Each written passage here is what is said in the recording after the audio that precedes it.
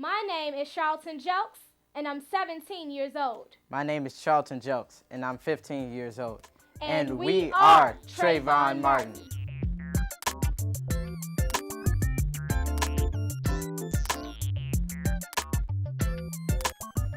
The human family is suffering a loss at this moment within the context of the 17-year-old life of Trayvon Martin. And with us in our empowering conversation today is a 15-year-old and 17-year-old brother and sister. Please share your names and tell me why you say that you are Trayvon Martin. Hello, I'm Charlton Jokes. I'm 17, as you said, and I feel that I am Trayvon Martin because this case is very relevant to what we're going on now. We have children who walk, African American children specifically, who walk in hoodies and go to this corner store every day, and to know that an act like this is taking place in Florida is just way too close to home. I'm Charlton Jokes, and I believe that this is a major problem in our communities today with racism and everything that goes on nowadays because of what they look at us now as if we walk to the store in a hoodie, because I wear my hoodie. So, I don't want to get looked at. I don't want to get shot. Do you think about that? It seems to be more pressure on an African American male. It's pressure on all youth of color, but in particular, the African American male.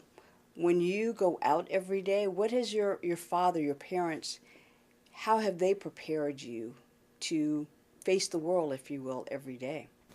Well, my parents tell me like the stuff to wear and the stuff not to wear because of the way people look at you. So I personally change my appearance when I go outside so I don't fit in with the in crowd, so that I won't get looked at that way. How does that make you feel that you have to dress a certain way in order to protect your life, just to go outside, maybe to check the mail, or just maybe to just sit outside? I think it's a problem, but I don't personally have a problem with it. It's just the reasoning why I'm doing it, because of the racism and like the system. It's so corrupted nowadays. Yes, it's very just, I don't know, sad that they have to go through all of that, that a teenager has to actually think in the morning, am I going to be targeted? Am I going to be preyed upon by anybody, not even a Caucasian, just anybody in particular that doesn't mean any good? So it's just very sad, I guess you could say, and depressing, yes. So you recently wrote a poem, The Brother and Sister Team, if you will, in exemplifying that you feel you are Trayvon Martin. Tell us how that poem came about. Well, I decided to write the poem because after hearing about Trayvon Martin's case, it was very eye-opening to the racism that still existed in America, because we like to think that racism ended, but this is a prime example that is still going on today. And also this unfair law that was created in Florida, and just to get justice for Trayvon Martin. So yes. Yes, I would have to say the same thing, because I believe that this should speak to the hearts of the people so they can actually see the situation that's going on nowadays. Like, that racism is taking over now. It's not about it's not about your skin, well, it's about your skin color nowadays. It's not about the person you are. Why did you decide to emphasize the phone call, the last phone call, that where we hear the voice and the sounds of Trayvon Martin?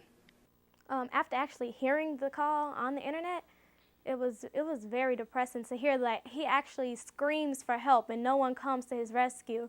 And George Zimmerman, who was supposed to be like the club watchman of the neighborhood, is the one who actually does this. So he's supposed to be a leader and a prime example for the neighborhood, when in reality, he's the one doing the wrong. Yes, it touched my heart listening to that last phone call, hearing the screams of a 17-year-old, which the watchman is supposed to watch the neighborhood, not actually attack the people who walk in it. This happened in America. I am shot and killed in a residential neighborhood. My cell phone is on, and I am found to have been carrying only a bag of candy and a drink. 911 calls from my neighbors record my screams for help. In the moments before my death, no one uses my cell phone to locate my family. No one canvassed the neighborhood to see if someone there knows me. I am a John Doe in the morgue for 3 days. But my body is tested for drugs and alcohol. My killer is not tested for anything. My killer is questioned and released, and he is still free today.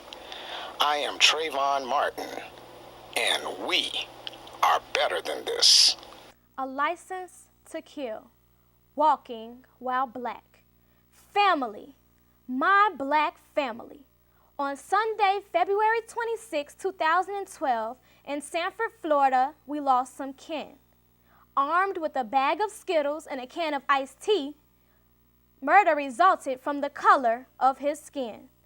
The latest victim of these racist attacks was a 17-year-old male black, dressed in a hoodie, jeans, and sports gear, walking while black, passing one in fear. Having placed at least 46 calls to 911 since January 2011, this 28-year-old male white punched a ticket on call 47. Fear of a black planet is part of his decree. When he exited his vehicle, he knew what the outcome would be. With a 9mm handgun in his hand, this 28-year-old white male chose to execute his plan. 17-year-old Trayvon Martin yells for help before the evening silence is interrupted, as 28-year-old George Zimmerman fires 2 shots to the chest, supported by a system corrupted. The Stand Your Ground law, enacted in 2005 in Florida, is an act allowing use of deadly force. Doesn't matter if the victim is armed or not, just shoot, kill. It won't even go to court. Just say, I fear for my life. Doesn't matter if the person is retreating. The design of this law is so the shooter has rights while the victim lies dying and bleeding. Nearly 400 homicides in Florida have found legal justification under this law. It's up to us to repeal the legislation that's an obvious flaw. Family, my black family. We will not live in fear. We will stand strong, be united, and persevere. Although we know the enemy will be right there, no weapon formed against us is our prayer.